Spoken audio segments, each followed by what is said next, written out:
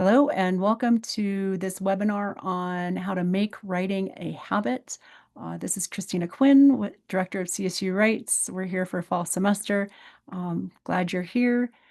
This is a re-recording of a session that we did earlier. We talked about CSU Writes offerings and support that's really helpful for habit formation. We'll talk about why that is here in the webinar in a moment. There were some chats, but rather than sharing out, we'll just have you pause and do some reflection for the webinar. And then thinking about your habit loops, we just talk a little bit about the basics and some of the science, and I have lots of recommended reads and support if you're looking at digging in just a little bit further, and then some strategies for you to follow. So some of the events for CSU Writes that are really helpful in building habits, writing as a habit, Show Up and Write is one of those. It gives you a social place to get together with another writer or a few other writers and sit down and just get some writing done within a couple hours. We have Monday through Friday sessions, but then there are a couple folks who are hosting on the weekends too. So just know that you can jump in virtually or in person and just go to the CSU Writes website for access to those. The data cohort, these are Monday check-ins. These are more for dissertation and thesis accountability, and yet you also have a regular writing session attached to that. So if you're looking to build in some regular writing time into your schedule, then just know that that's an option for you on Monday afternoons. And the Grad Write series of webinars, workshops, and retreat information, if you are looking at this, chances are you also are aware of all of our other offerings for graduate students in particular. But I'm going to talk about retreats because these are a place, interestingly enough, about habit formation. And we have some upcoming retreats for in-person and virtual for both types of writers. So you can attend any and all of those if you like. Ooh. And then just a couple nods to other programming that will address notions of habit. Right now, we're in the Make Writing a Habit webinar, but prior to this, we talked about how to get started and stay inspired, and that's got some great resources and focuses a little bit on habit formation as well. And then, of course, what strong writers do is, well, they have a regular writing habit. So we'll talk a little bit more about it in an upcoming Zoom webinar. And these categories, note the power of habit for series 1, smarter, faster, better for series 2, and series 3, super communicators. All of these are the titles of Charles Duhigg's books that I just think they're great reads. Super helpful if you're interested in additional reading about, in general, kind of how to connect with your writing, how to be more productive, and then also how to communicate well and clearly. He's not speaking specifically to researchers or academics, but more broadly, but they're lovely reads. And so I have appreciated his titles, and we have used them to group our thematic arrangements of workshops for graduate students for the past couple years. The Write Well series, if you go to the CSU Writes website, I'll be pulling from the Writing Habits series today, one of our little videos, and note that we'll continue to add to this through the semester and into the next year. These are designed to be living pages, so whatever we're covering in our current workshops, we can add information to those pages so that you can continue to access great resources and advice along the way. So the session that we're going to be pulling from today in the Write Well Habits section is the Habit Loops video. And this is Judson Brewer, who's an MD, PhD neuroscientist at Brown who studies habit formation. Well, he largely studies mindfulness and anxiety, but habit loops are key and central to the work that he does. The work that we do, Cindy Stewart and I, a few years ago, studied graduate student writing retreats to look and see a version of like what was helpful in them, what was transformative, in particular for Cindy Stewart's work and her dissertation. And then when we published, we went through our data again and took a look and to see what was not stating what other people had already said, which we knew that the value of writing retreats was in folks coming together, the sociality of writing, that people could produce more. They experienced lower stress in general, less task-related anxiety, for example, that they felt good about the community in the writing retreats. And so When we asked them a series of questions about habit, though, and how they would maintain writing formation, was unexpected, though. We expected them to talk about how they would take what we had said in retreat, talked about as good habit formation and good practices, and that they would then take them from the retreat and they would apply them on their own. But what we found, interestingly enough, was something that connects with the sociality of writing, which was that most participants post-retreat said that they would use um, sponsored CSU events, basically, to sustain their writing habits and behavior, so that they would attend more retreats or that they would join a writing group. Self-organized strategies were much less popular, interestingly enough. So what we're going to be talking about here today is a little bit about prioritizing writing in your schedule. Where's your time to write? We'll talk a little bit about dedicating a space to writing, what's your writing space. And we'll have some strategies in thinking about with self-awareness, who you are as a writer and the habits that you're building. But interestingly enough, we just went through, the CSU Writes event options for fall 2025. And those are things that I'd like for you to think about strategically on would that be something that would be helpful for you to join in to help build your own writing habit and sustain momentum on your projects. All right. So one of the reasons why we build out events the way that we do is that we know that regular writing practice is much better, much more sustainable for writers over time. You produce more over time. The data from Robert Boyce way back when, it hasn't changed much, is that bingers tend to produce less than regular writers. So if you think about your binges per month or your binges per year and your output per month or your output per year, notice that according to Boyce and his data, that regular writers are far outproducing the bingers. This would be true even in the era of AI, by the way, because has limited the generative capacity of large language models to produce what it is that we do. Our specialized work it's a help. It could be a tool, perhaps, or a system that we use, but it's actually not going to be the thing that produces our work for us, right? So it's important that we have a regular writing practice. Um, Boyce noticed that bingers typically produce no more pages per binge than did regular writers, right? Working in sessions that were a third as long. So if you're working in shorter regular sessions, saying that's important, there's a place where maybe too short is too short, right? So thinking about the timing that you need, I often need a little bit more than an hour for sure to be able to make good progress. It's hard for me to see what I could do in like 15 minutes, but 15 minutes might be the lure, that shorter session for me to get into a larger session if needed. And note that binge writers spent a lot more time at the beginning of a session getting warmed up. So if you have a regular writing practice, you kind of have a sense of where you were. Maybe you're leaving yourself some notes on where to pick up again, and it's easier for you to get back into the project after having put it aside for a day or two. If you are binge writing and it's been weeks since you've looked at it, you're going to spend a lot more time getting acquainted with that project. What you want to do is you want to make it easy for you to show up and write. So I think we've all had the experience where we've put something off and then it's just easier to keep putting it off over and over and over again. So we'll talk about some of the ways that you can make it easy for you to show up and write. One of the things that we need to do, though, is assess what are automatic habits and what are our current rituals.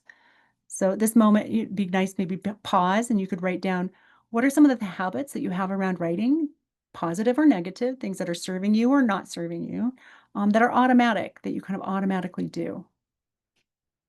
And what are some of the current rituals, the conscious things that you do that support the work that you do, or perhaps even undermine?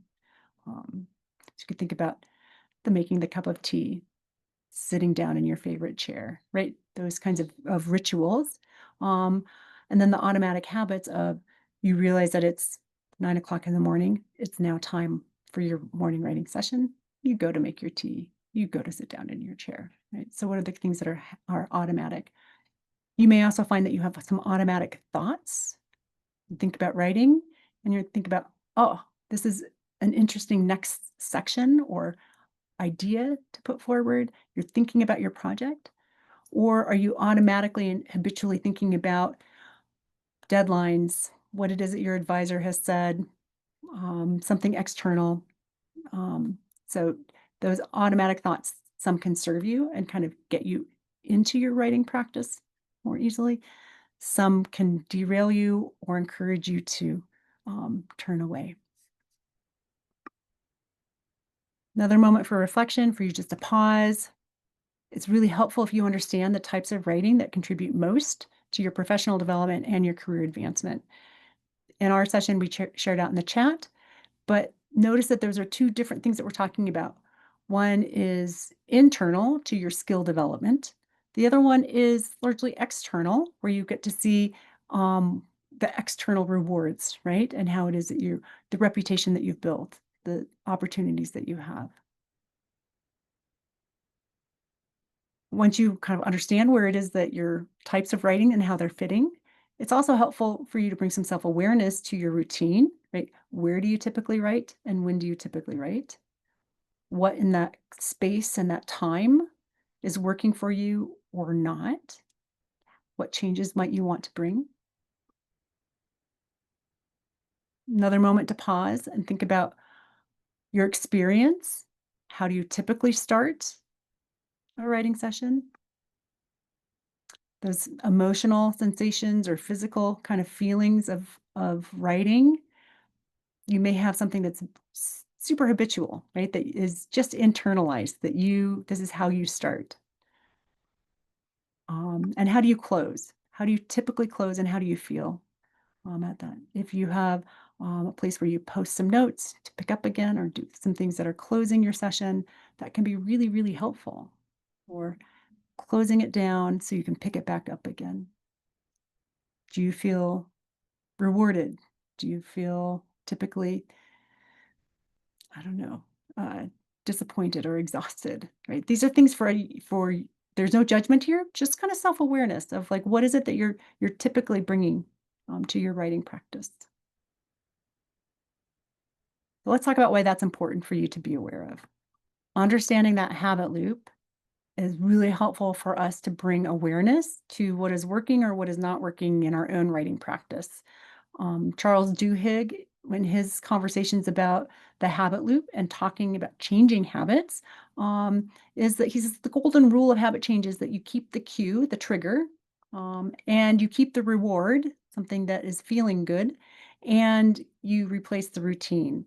So ultimately, what happens by replacing that routine is that you will still have a reward at the end. It will just be a different reward. So if you think about the Judson Brewer stress kind of builder through distraction habit, like work that's difficult. And so you find a distraction that creates additional stress that requires additional distractions. That's a negative habit loop that we want to avoid with our writing practice for sure. Writing can be difficult. It can be, be something that we want to avoid. And sometimes we need to have more time to think about what we're going to be working on, and we need to put some plans in place. And so we might be delayed in working on a particular section or project a bit longer than we might like. But that doesn't necessarily mean that our habits are off. What we want to make sure is that we're cueing ourselves to work on the project in a clear way so that we can then um, do that work, and the reward itself will either be built into the project, knowing that we have accomplished something that we thought was difficult and now feel satisfied by having done. Usually that's the reward of academic life. But it's also, there are additional rewards as well, right? That you get to share something with colleagues, that you get to share your work out more broadly, and that it does then in that process contribute to building your overall professional skill level as well as your reputation. So Charles Duhigg, in talking about maintaining good habits, says that it's not always easy. We can start a habit and then stop it, and start a habit and then stop.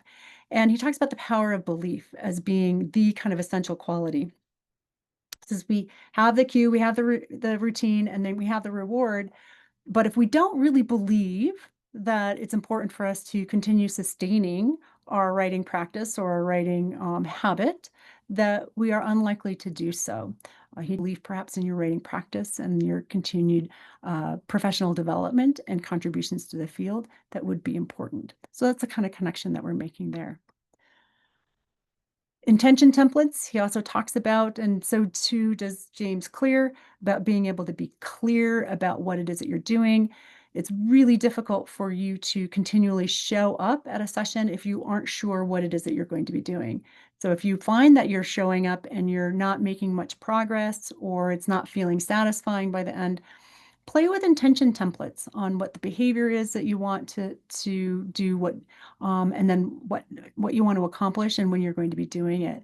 So I will write on a broader impact section, for example, for 2 Pomodoros, or that would be, 1 hour basically at 4 p.m. tomorrow in a Morgan Library study room. So you can set an intention, you can go and do it, and then that reward, right? You'll start to experience that as part of it.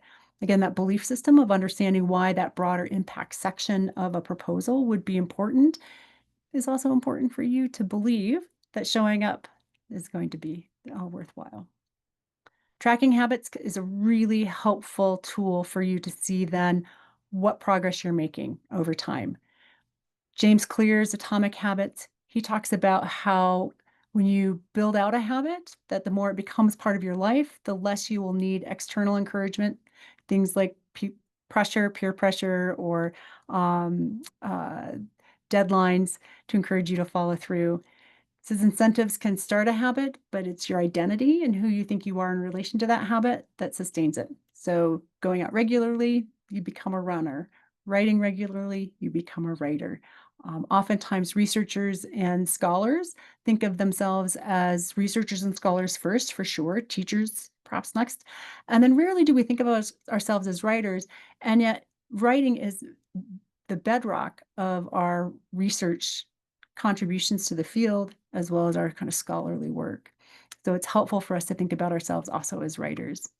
And he says to start with something easy to accomplish. Right? It could be 15, 30 minutes a day, perhaps. It could be a certain number of words per day. It could be that you want to track and 1 hour twice a week, whatever your schedule allows and what it is that you decide that you're wanting to start a habit with. It could be an hour a day. That would be what if you're writing every day a week, 7 hours a week of writing, which is that's pretty good, right?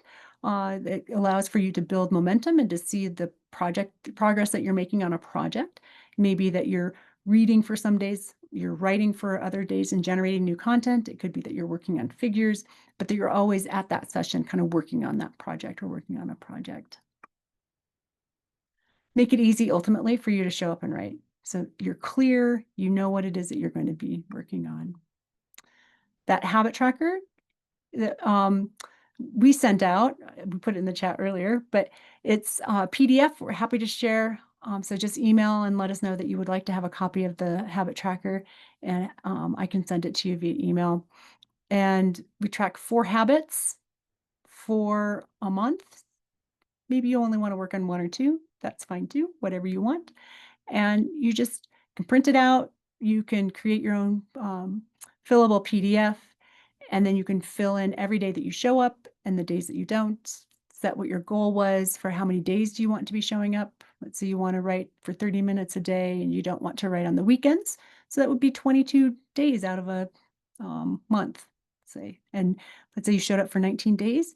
That's a pretty good percentage of your time that you've shown up when it is that you say that you're going to show up. It's helpful as well, as we mentioned, to know why things are important, the belief system, the value of showing up. So if you can keep that value tied to the project that you're working on, what's the value of it? What are you contributing? Why is it important? It'll be easier for you to show up as well, but you'll have that clarity.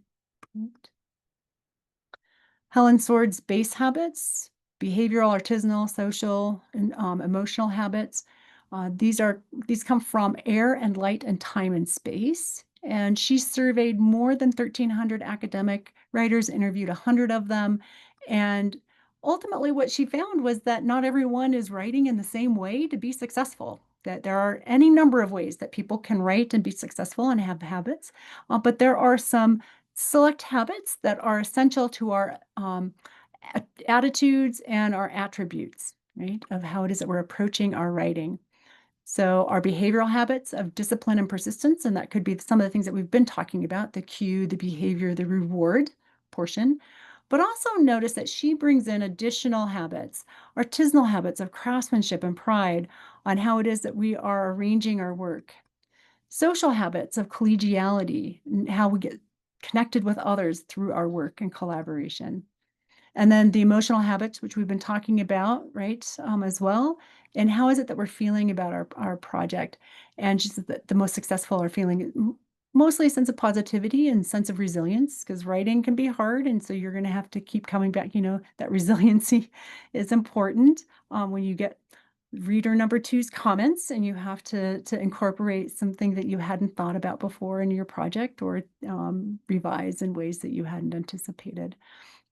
So these base habits are something for us to consider as we're working through and building a writing practice to show up regularly, that we're also thinking about, like, not just how it is that we're showing up in our behavior, but then also how are we crafting, how are we connecting, and then how are we feeling about the work that we're doing.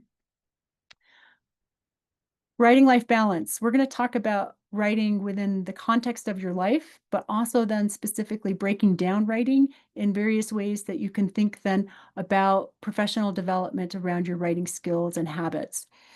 So we took a life balance wheel that's often used in professional coaching for career coaching, that breaks down your life into very specific ways, that wheel of life, right?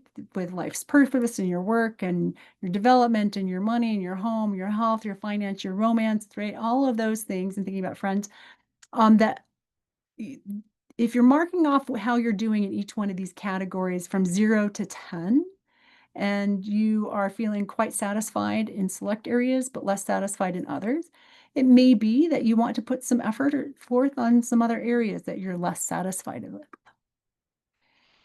We can do the same for our writing life.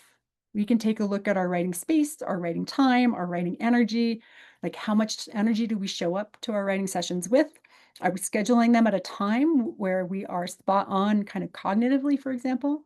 Our writing momentum, are we showing up regularly enough with enough time at each session to be able to build out our projects so that we're not having to binge write?